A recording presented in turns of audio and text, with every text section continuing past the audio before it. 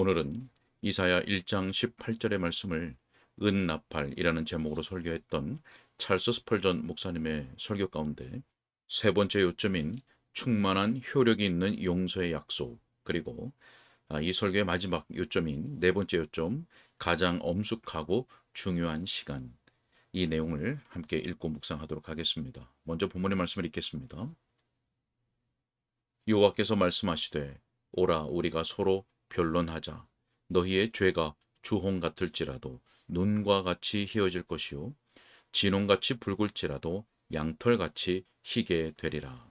아멘. 자, 설교 내용을 읽도록 하겠습니다. 자, 이제 세 번째 요점을 간략히 다루고자 합니다. 이 복된 본문의 말씀은 충만한 효력이 있는 용서의 약속을 내포하고 있습니다. 너희의 죄가 주홍 같을지라도 눈과 같이 희어질 것이요 진홍같이 붉을지라도 양털같이 희게 되리라. 자, 지금 이 색깔들은 그 눈부심 때문에 선택되었습니다. 주홍과 진홍은 즉각 시선을 끄는 색입니다.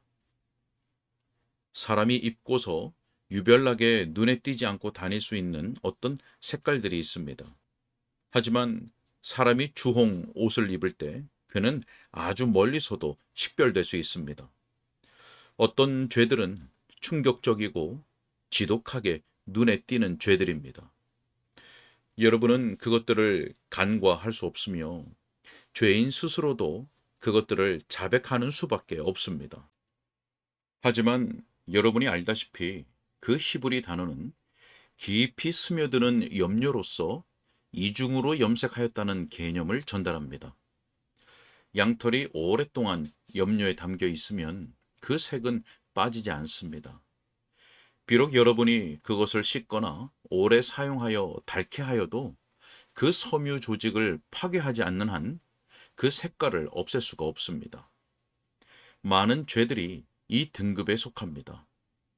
우리 자신의 자연적 부패가 사실상 이와 같습니다. 그것은 깊이 스며든 것입니다. 구수인이 그 자신의 피부를 희게 하거나 표범이 그 반점을 제거할 수 있을진데 악에 익숙한 죄인들도 선을 행할 수 있을 것입니다. 하지만 여기에 지독하게 깊이 스며든 죄들에 대한 완전한 용서의 약속이 있습니다. 자, 그 용서가 어떻게 표현되었는지를 주목하십시오. 눈과 같이 희어질 것이요. 자, 불순물이 없는 깨끗하고 흰 눈을 말합니다. 하지만 눈은 곧 그 순백의 상태를 잃어버립니다. 그러므로 그것은 아주 부지런한 주부가 그녀의 깨끗하고 흰 아마포를 만들기 위해 씻어서 준비해둔 양털의 순백에 비유됩니다. 여러분은 깨끗해져서 얼룩의 흔적이나 죄의 표지가 남지 않을 것입니다. 사람이 그리스도를 믿을 때 그는 바로 그 순간에 하나님이 보시기에는 마치 그의 일생 동안 결코 죄를 짓지 않은 자와도 같습니다. 아니, 저는 그 이상으로 말하겠습니다. 그는 바로 그날에 결코 죄를 짓지 않았던 것보다 더 나은 상태에 있습니다. 만약 그가 결코 죄를 짓지 않았다면 그는 사람의 완벽한 의의를 가졌을 것입니다. 하지만 믿음으로써 그는 그리스도 안에 있는 하나님의 의의를 얻습니다. 한때 우리는 외투를 가졌었지만 빼앗기고 말았습니다. 우리가 믿을 때에 그리스도께서 우리에게 한 의복을 주시는데 그것이 훨씬 더 좋은 것입니다. 우리는 단지 흔한 의복을 잃어버렸으나 그분이 우리에게 왕과 같은 의복을 입혀 주십니다. 참으로 기이하게도 예수님을 믿는 자에게는 옷이 입혀집니다. 저기 십자가에 달려있는 강도는 지옥처럼 검습니다. 그가 믿습니다. 자, 그러자 그는 천국의 순결처럼 희게 됩니다. 예수님의 보혈로 말미암아 믿음이 모든 죄를 치워버립니다. 사람이 예수의 피로 가득한 성스러운 대야에 한 번 담기면 그에게 티나 주름 잡힌 것이나 이런 것들이 남지 않습니다. 그의 죄는 없어졌고 그의 불의는 덮어졌습니다. 그의 죄는 광야로 옮겨졌고 영영 사라졌습니다. 자, 이것이 복음에 관련된 가장 놀라운 일입니다. 우리 죄의 일부를 가져가시는 것이 아니라 그 전체를 가져가는 것입니다. 우리의 죄를 부분적으로 제거하는 것이 아니라 전체를 제거하는 것이며, 잠시 동안 치우는 것이 아니라 영원히 치우는 것입니다. 그를 믿는 자는 심판을 받지 아니하는 것이라. 자, 비록 오늘 당신이 세상의 모든 죄를 범하였다 해도 예수님을 믿는 그 순간 당신은 구원을 얻습니다. 하나님의 영이 당신 안에 거하시어 미래의 죄에서 당신을 지키실 것이며, 그리스도의 피가 당신을 위해 호소하기에 죄의 삭시 결코 당신에게 요구되지 않을 것입니다. 몇 해 전에 살인을 범한 사람이 있었습니다. 그는 정녕 아주 무서운 인물이었습니다. 하지만 어느 그리스도의 종의 가르침을 통해서 하나님께로 회심하였습니다. 그에게는 한 가지 걱정이 있었는데, 예수님을 믿었으니 그가 형벌의 집행을 받기 전에 세례를 받을 수 있을까 하는 것이었습니다. 그때 그가 살았던 그 나라의 법에 따르면 사슬에 매인 채로가 아니면 세례받는 것이 불가능했고, 따라서 그는 옥중에서 세례를 받았습니다. 하지만 그것이 무슨 문제이겠습니까? 그는 기쁨으로 세례를 받았습니다. 그는 가장 흉악한 자를 구원하실 수 있는 분께서 그와 같은 자까지도 구원하실 수 있음을 알았습니다. 비록 그는 사슬에 매였으나 그는 자유로웠습니다. 비록 사람 앞에서는 유죄였으나 하나님 앞에서는 용서를 받았습니다. 사람의 법에 의해서는 처단을 받지만 예수님의 보혈에 의해 저주로부터 구원받았습니다. 하나님의 팔이 얼마나 강하며 그리스도의 피가 얼마나 귀한지 당신이 직접 그 능력을 느끼기 전까지는 알 수도 없고 말할 수도 없습니다. 그러나 그것을 직접 느끼면 그때 당신은 사는 날 동안과 앞으로도 영원토록 그리스도의 피가 당신과 같은 비참한 자까지도 구원할 수 있다는 것과, 또한 당신을 그분의 긍휼의 기념비로 만드시는 것에 놀라고 또 놀랄 것입니다. 자, 이제 마지막으로 이 본문이 언급하고 있는 시간에 대해 주목하고자 합니다. 그 시간은 가장 엄숙하고 중요한 시간입니다. 여호와께서 말씀하시되 오라 우리가 서로 변론하자. 지금 오라고 하십니다. 가장 엄숙하고 중요한 시간은 바로 지금입니다. 당신은 충분히 오래도록 죄를 지어왔습니다. 왜 당신은 더 지체하여 마음을 더 완고하게 하려는 것입니까? 지금 오십시오. 지금보다 더 좋은 때는 없습니다. 만일 당신이 더 좋아질 때까지 지체한다면 당신은 결국 오지 못할 것입니다. 지금 오십시오. 당신은 다시는 이런 권고를 듣지 못할 수도 있습니다. 마음이 오늘보다 더 부드러워지는 때는 다시 오지 않을 수도 있습니다. 지금 오십시오. 다른 사람의 눈이 당신을 위해 눈물을 흘리거나 다른 사람의 마음이 당신을 위해 고민하며 애쓰는 때는 다시 오지 않을 수도 있습니다. 지금 오십시오. 지금입니다. 이 세상에서 내일 어떻게 될지 당신은 알 수가 없습니다. 사망이 당신에게 도장을 찍고 한 번 더러웠던 사람이 영원히 더러운 채로 남을 수도 있습니다.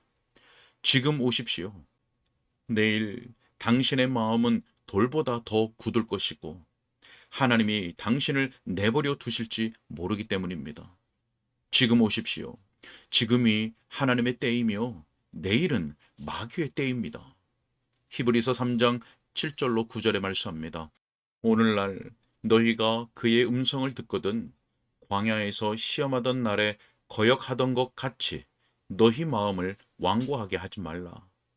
거기서 너희 열조가 나를 시험하여 증언하고 40년 동안에 나의 행사를 보았느니라. 자, 여러분, 지금 오십시오. 왜 행복해지기를 미루는 것입니까? 당신은 당신의 결혼식도 미룰 것입니까? 당신은 용서받고 구원받는 때를 미루려 합니까? 지금 오십시오. 여호와의 마음이 당신을 위하여 불붙는 것 같습니다. 당신 아버지께서 멀리 떨어져 있는 당신을 바라보시고 당신을 맞으러 달려가십니다. 지금 오십시오. 교회가 당신을 위해 기도하고 있습니다. 지금은 부흥의 때입니다. 목사들이 열심을 내고 있습니다. 하나님의 백성들이 더욱 간절합니다. 지금 오십시오. 자, 죽을 인생이요, 죽을 인간이요, 당신의 종말이 가까웠습니다. 여호와께서 이렇게 말씀하십니다. 너는 집을 정리하라. 네가 죽고 살지 못하리라. 내가 이 일을 행하리니 너는 너의 행위를 살피라. 자, 지금 오십시오. 이 초대가 받아들여지도록 할 힘이 제게 있다면 좋겠습니다. 하지만 그것은 주님의 손에 달려 있음이 틀림없습니다. 하지만 만일 어떤 애태우는 마음이 그 일을 할 수 있다면 저는 여러분에게 얼마나 간절히 호소하고 싶은지요. 죄인이요, 지옥이 당신이 오래 지내야 할 정도로 그렇게 즐거운 곳입니까?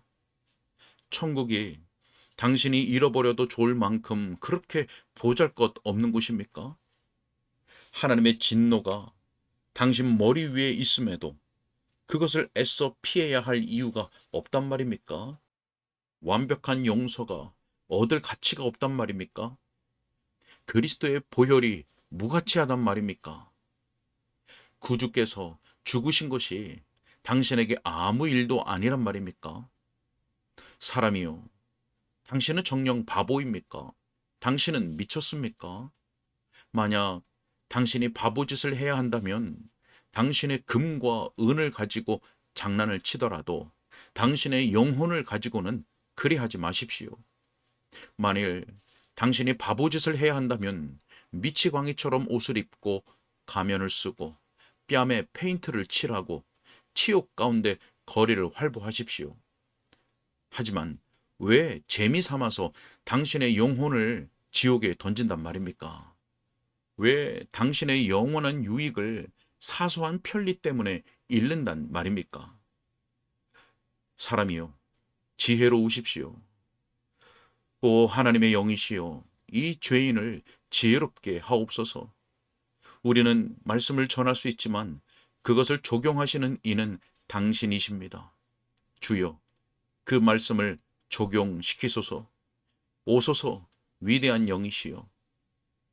생기야, 사방에서부터 와서 이 죽음을 당한 자에게 불어서 살아나게 하라. 나사렛 예수의 이름으로 오 하나님의 영이시여 임하소서. 한때 바람을 명하여 그치게 하시고 물결을 잠잠케 하신 음성으로 살아계신 하나님의 영이시여 임하소서. 자, 여러분, 십자가에 못 박히신 예수의 이름으로 죄인들이여 믿고 사십시오.